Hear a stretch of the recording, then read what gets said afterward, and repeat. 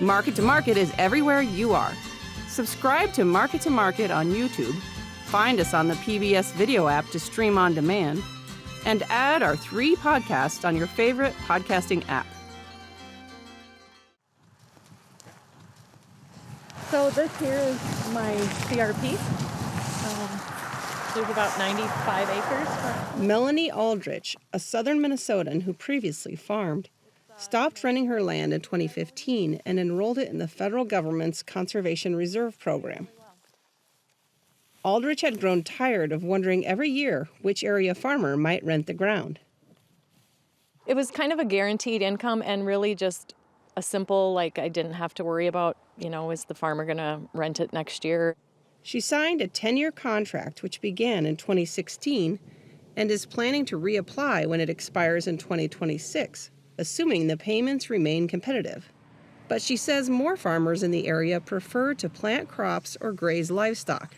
I think smaller farmers are trying to farm as much ground as they can, and most people who own farm that are farmers want to farm the ground. Aldrich may be right about the mood of most farmers. The nation's total acres enrolled in various federal CRP programs has been on a downward trend for an unprecedented 13 years. The federal government is also facing the expiration of millions of acres worth of CRP contracts, a phenomena that occurs 10 and 15 years after a large general CRP sign-up.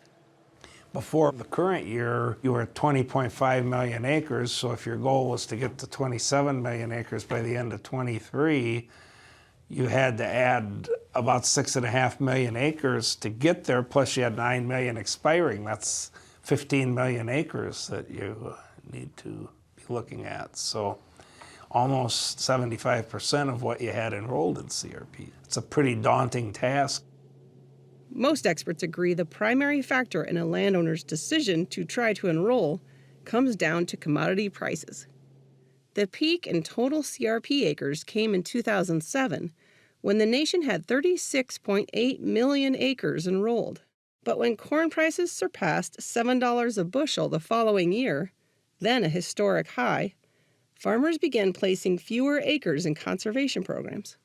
And part of that was intentional by government policy, lowering the maximum CRP acres in the 2014 Farm Bill to 24 million acres. And part of it has been economics because of improved profitability in crop production. Although federal officials have a maximum number of CRP acres that can be enrolled at a given time, it is becoming more unusual to approach that ceiling. There's also limits on acreage within given counties. And part of that, again, is related to maintaining agriculture, but also maintaining the overall economic viability in a community. That was basically done by Congress because of hearing from their farmer constituents that suddenly the USDA, through the U.S. federal government, was competing on land rental rates at an unfair basis. It was especially difficult for newer beginning farmers that were trying to rent land, and all of a sudden the landowner's saying, well, I can get X amount of dollars for CRP, I can't afford to rent it to you for this. TC points out that when the CRP program was kicked off in 1986, it was largely focused on reducing crop surpluses that were depressing commodity prices. The program now places greater emphasis on environmental aspects, meaning land along rivers or hilly areas is far more likely to be accepted. In southern Minnesota, for example, the decline in acres and shift in location can be seen when taking a look at 4 key years between 1988 and 2019.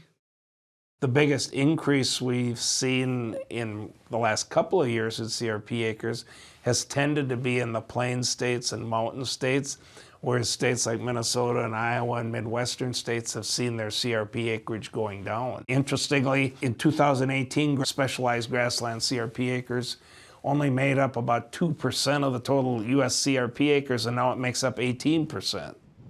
Farm Service Agency Administrator Zach Ducheneau says the agency is hoping to add greater flexibility when it comes to grazing livestock on CRP ground. Typically, grazing or baling hay on those restricted acres has only been allowed when specified in a contract or during periods of extreme drought. Ducheneau says allowing more routine grazing would mean livestock producers could count on that grass from year to year. So one of the things that we're examining is can we find the authority and the support from Congress, our authorizers and our appropriators to stack our programs? So if we have this enrolled in the Conservation Reserve Program, can we come in there in times of drought with our emergency conservation program and help them put the hot wire fence and the temporary water source there? There's an argument to be made by some in the soil health field that harvesting with animals is a more environmentally friendly, more wildlife friendly method than harvesting mechanically. Ducheneau is optimistic the agency will regain lost ground by bringing in landowners who have not traditionally signed up, by emphasizing programs such as CRP grasslands, which was new in the 2014 Farm Bill, and by possibly tying in carbon sequestration incentives. Of the 3 million expiring acres last year, 62% were re-enrolled in conservation programs. So that we think that that's a pretty good indicator of the success of the program. More of the acres are staying in than are going out. So we have to make sure that we're providing a proper base of incentives for producers to have a viable choice. For Market to Market, I'm Colleen Bradford Krantz.